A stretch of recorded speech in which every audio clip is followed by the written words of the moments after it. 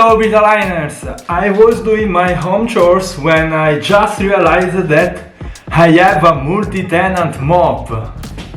See! Basically there is a separation between the two buckets which ensure the tenant segregation. That's simply amazing. Okay, stop now with the home chores. It's time to go at the desk.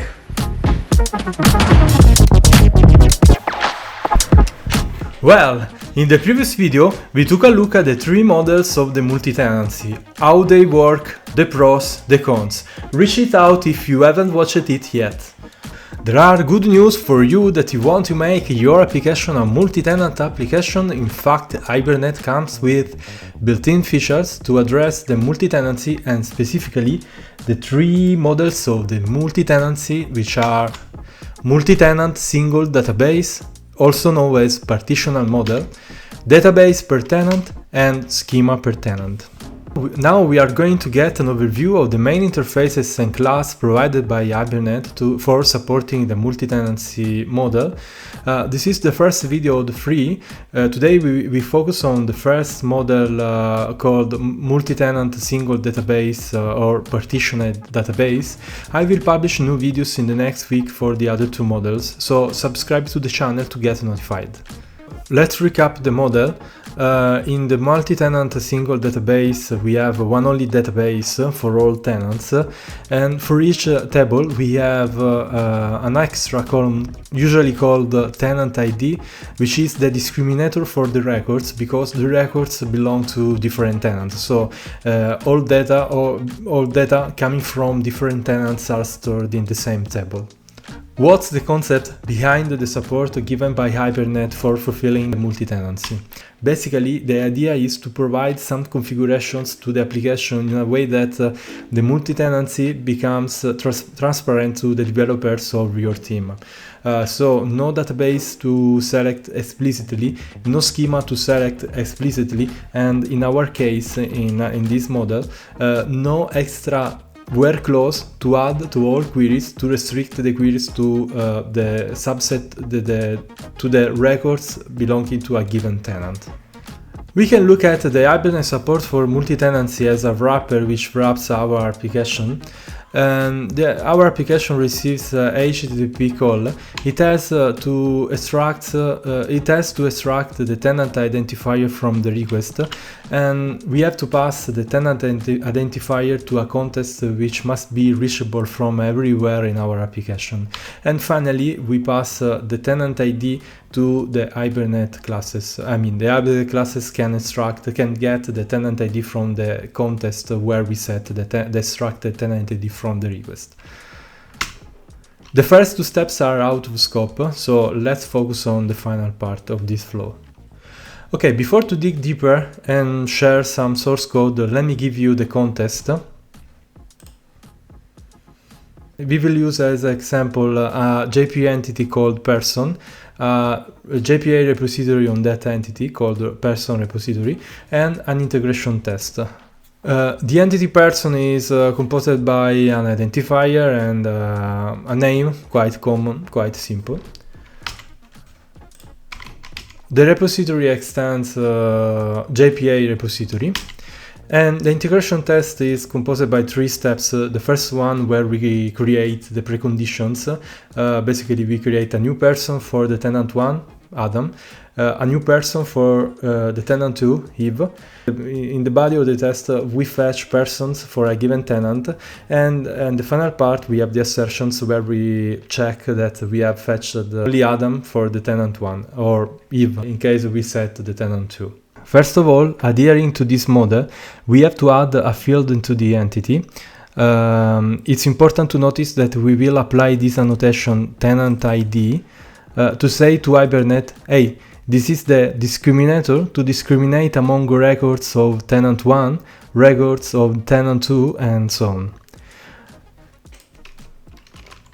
Later, we have to create a new component, tenant identifier resolver, implementing an interface provided by Hibernate, current tenant identifier resolver. And implementing this interface, we have to provide implementation for the method resolve current tenant identifier, and simply we return the tenant identifier of the current tenant. For the sake of the demo, we return a tenant identifier that we set early in this component, but basically this is the tenant ID which we have to extract from the HTTP request our application received. And we implemented also Hibernate properties customizer, and so we gave implementation for the method customize, and basically we registered the instance, this component as the multi-tenant identifier resolver for Hibernate. So this is an easy way to advertise to Hibernate this class. Let's open the test now. You can notice that as a precondition we create a new person for the tenant 1 called Adam. We create a new person for the tenant 2 called Eve. And we set as current tenant the tenant 2, and later we perform a find all into the table persons, and we assert that we extracted only person called Eve, and not Adam, because Adam belongs to the tenant 1 and we set the tenant 2 as current tenant. Later we set as current tenant the tenant 1, we perform the same find all, and we assert that we extracted only Adam and not Eve. Let's run the test. Yeah, the test passed. That's it.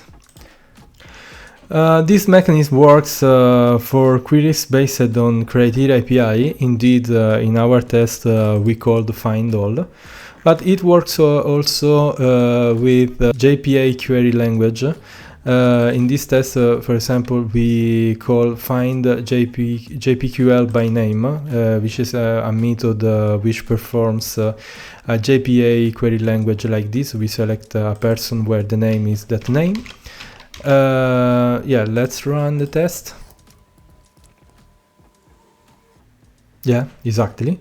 It doesn't work with native SQL queries. In this integration test, we call find SQL by name, which is a method annotated with a native query. We select a person where the name is that name. The same in the test we create Adam belonging to the tenant 1, Adam belongs to the tenant 2. We set as current tenant the tenant 2. We perform find SQL by name with the name Adam. We would expect one only person, but we will get an exception because yeah, this method returns one person, but we will get two person because there are two Adam in the table. And so this is the proof that for SQL, for native SQL queries, the current tenant is not taken into account. Let's run the test. Yeah, we got the exception, incorrect result size data exception, access exception. So you have to consider this when you write your multi-tenant application. You cannot write SQL native queries. The multi-tenant support, the multi-tenancy support given by Hibernate doesn't work. It doesn't work even in case we use in case we call find by D. Again, here we create Adam belonging to the tenant 1. We create Adam belonging to another Adam belonging to the tenant 2. We set as current tenant the tenant 2, and we find by D the second tenant, and we get it. We find by the first Adam belonging to the tenant 1, and nevertheless we set the tenant 2 as current tenant. We will get a result set different than empty. Indeed, we enable this test, we run it. and we expect that the test fails. Yeah, exactly. It failed because yeah, instead of getting no result, we got Adam because we found it by its ID. So find by ID no longer consider the current tenant. Yep, that's it. Stay tuned for the next two videos. We will see the Hibernate support for the other two tenant models. Have your bit well aligned and segregated by tenant. See you.